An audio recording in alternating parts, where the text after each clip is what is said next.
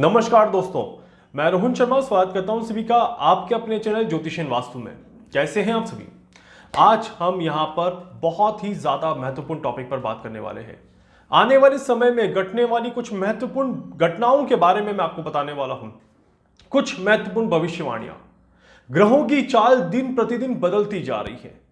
दुनिया में बहुत कुछ बदलाव होता जा रहा है। अब तक मैंने जितनी चीजें बोली हैं वो सारी की सारी आपके सामने हैं। चाहे वो अमेरिका की रेपुटेशन का डाउन होना हो, चाहे वो यूक्रेन और रशिया के बीच में कॉन्फ्लिक्ट का हो, चाहे भारत का दुनिया में तारीफ होना हो, या फिर किसी भी और तरह की प्रॉब्लम जो मैंने आपको बताई है। ऐसी कई कई सारी भविष्यवाणियां मैंने आपको दी है। अभी आने वाले नियरेस्ट फ्यूचर में कौन कौन सी घटनाएं घटने वाली हैं उसका कुछ एक इंडिकेशन आपको मैं यहां पर देने वाला हूं, उसको आप समझने की कोशिश करिएगा। आज जब आप ये वीडियो देख रहे हैं 2 मार्च का समय चल रहा है और मार्च का महीना शुरू हो चुका है, फरवरी का महीना खत्म हो चुका है, पंचग्रही युति यहां पर खत्म हो चुकी है। अब नए समय की शुरुआत हो रही है और इस समय में अगर ग्रह गोचर देखें तो बहुत जल्द मर्क्यूरी ट्रांजिट करने वाले हैं, बुध ट्रांजिट करके जाने वाले हैं कुंभ राशि में। सूर्य, गुरु और बुध बैठेंगे एक साथ। चंद्रमा भी वहां पर कुछ योगदान देते हुए नजर आएंगे और चंद्रमा यहां से निकल जाएगा, बुध यहां से निकल जाएगा, यहां मतलब कि मकर राशि से। जब मकर राशि से ग्रह निकल गए हैं तो अब कौन बच गया? शुक्र, मंगल और शनि, ये बच गए हैं एक घर में।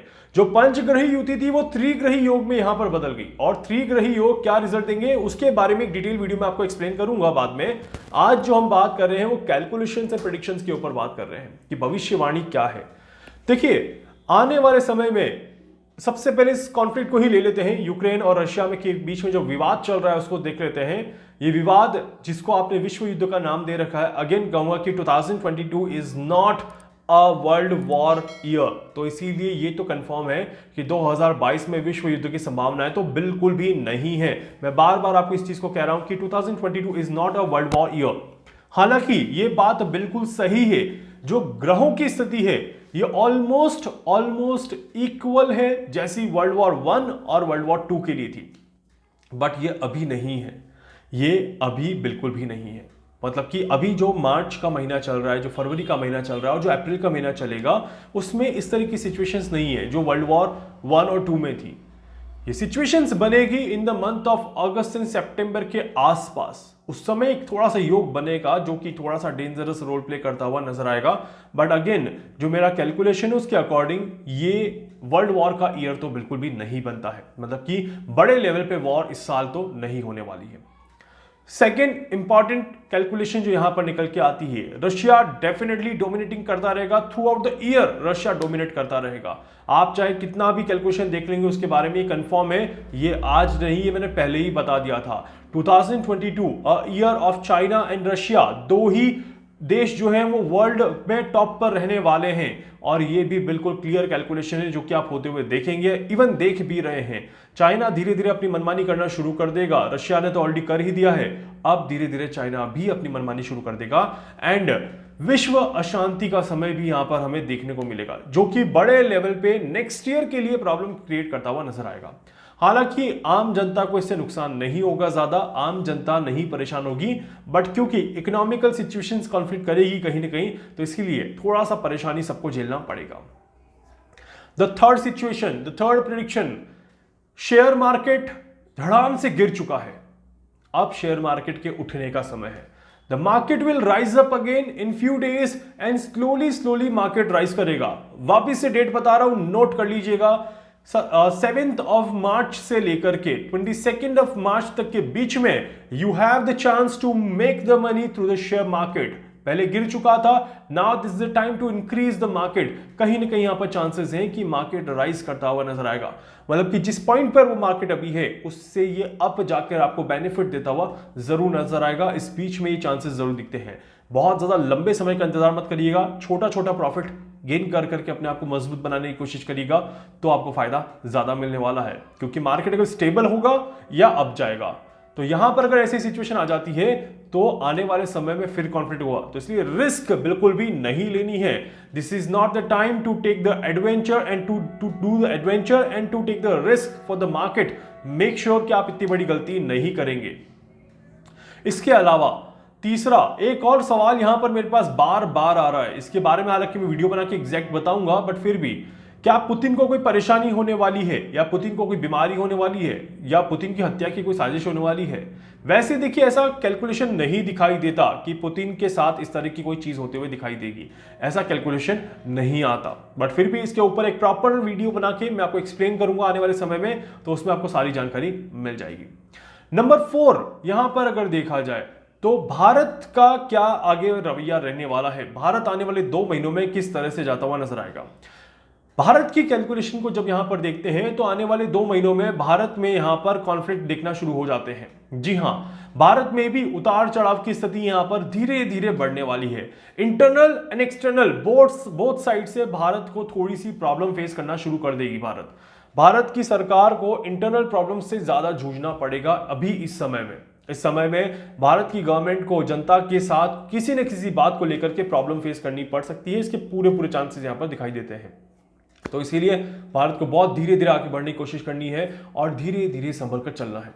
उत्तर प्रदेश के इलेक्शंस के जो रिजल्ट्स आने वाले हैं, ये भी चौंकाने वाले रिजल्ट रहेंगे, और उसके बाद जो होने वाला है वो भी चौंकाने वाला रहने वाला है। जी हां, प्रेसिडेंट इलेक्शंस जो होने वाले हैं वो भी काफी ज्यादा चौंकाते हुए नजर आते हैं। अनएक्सपेक्टेड रिजल्ट्स की हम यहां पर एक्सपेक्टेशंस रख सकते हैं। नंबर 6 का ईयर है, सवाल के जवाब सामने मिल जाएंगे जैसे ही सबके नाम अनाउंस होते हैं कि इस बार लिस्ट में कौन है जो कि प्रेसिडेंट बन सकता है। तो इसीलिए भारत में भी काफी ज्यादा बदलाव यहां पर देखने को मिलने वाले हैं, और बहुत जल्दी आपको दिखेगा कि किस तरह से वीनस जैसे ही अपनी ग्रोथ हासिल करता है वैसे ही यहां पर समय बदलता हुआ नजर आ जाएगा, और समय में बहुत बड़े बदलाव यहां पर देखने को मिलेंगे। इसके बाद यहां पर देखा जाए, एक और कैलकुलेशन आपको बताता हूं। जुपिटर जो अभी कंजक्ट करके चल रहा है सूर्य के साथ, और जैसे ही सूर्य से अलग होता है वैसे ही नेचर क्लाइमेटीज यहां पर होने लग जाएंगी। अर्थक्वेक आने का मौका बन रहा है, जिसको हम सुनामी का नाम दे सकते हैं, या सुनामी की चेतावनी वापस से आने का यहां पर कैलकुलेशन बन रहा है। बिल्कुल क्लियर कैलकुलेशन आता है। In the month of April there is a strong chance of the cyclone, tsunami और अर्थक्वेक्स इन द वर्ल्ड और अराउंड द वर्ल्ड। आप कह सकते हैं बहुत जल्दी ऐसी न्यूज हमारे सामने आ जाएगी जहां पर इस कंट्री में इतना बड़ा भूकंप आया और इस कंट्री में इस तरह के साइक्लोन के चांसेस या सुनामी के चांसेस देखने को मिल रहे हैं। भारत में बड़े भूकंप की आशंका अभी नहीं दिखाई देती। ग्रहों की चाल के हिसाब से भारत के बाहर ही कोई घटना घटते हुए दिखाई देती है। मार्च के एंड में, अप्रैल के फर्स्ट वीक में, 12 अप्रैल से पहले का जो समय रहेगा, और अभी 12 मार्च से जो पहले का समय रहेगा, इसके अंदर कोई बड़े हादसे होते हुए दिखाई देते हैं, जिसमें आपका जहाज का टकरा जाना, शिप का डूब जाना और प्लेन का क्रैश होना, इस तरह के हादसे यहां पर देखने को जरूर मिलेंगे जो बड़े लेवल पे होंगे।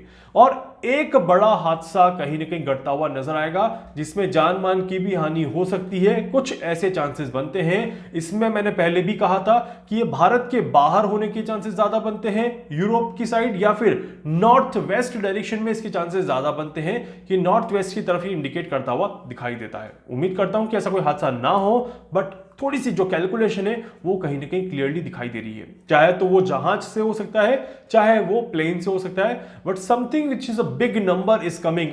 30+ का एक नंबर निकल के आता है, 300 तक वो नंबर जाता है। 30 से लेके 300 तक के बीच की कैलकुलेशन आ रही है कि कुछ इस तरह से बड़ा हादसा हो सकता है। तो यहां पर ये सारी जो घटनाएं हैं ये आने वाले समय में घटने वाली है। आप ग्रहों की चाल को समझेंगे तो आपको पता चलेगा कि किस तरह से ग्रह आगे काम कर रहे हैं और किस तरह से ग्रह चल रहे हैं। अभी आप देखिए, रशिया और यूक्रेन का जो कॉन्फ्लिक्ट चल रहा है, प्लेनेट के हिसाब से देखा जाए तो ये बहुत खतरनाक हो जाना चाहिए था, बट जब डीप कैलकुलेशन आप करते हो, जब बहुत ज्यादा डीप में जाकर के आप चेक करते हो, तब आपको पता चलता है कि वाकई में it is looking like a war, but it is not actual war, because planets are not supporting that war right now. Planets are not showing the world changes right now because the degree value and the nakshatra is not supporting, the planets is not supporting to each other for that particular moment. जहां पर Rahu support नहीं कर रहा, जहां पर मंगल support नहीं कर रहा, जुपिटर सपोर्ट नहीं कर रहा, वहां पर इस तरह की चीजें नहीं हो सकती. प्लैनेट को सपोर्ट करना होगा. राहु के पास उतनी पावर नहीं है, ना ही किसी और प्लेनेट का सपोर्ट है, तो इस कारण से इस तरह की चीजें नहीं हो पा रही है। शनि अकेला ये काम कर नहीं सकता, शनि को मदद की जरूरत है अभी, बट शनि को मदद मिल नहीं रही।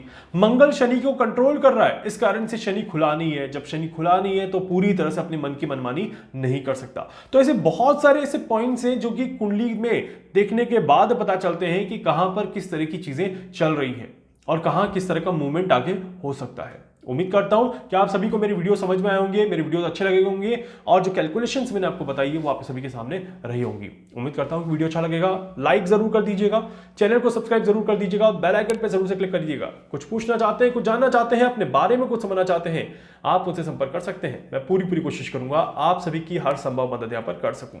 धन्यवाद।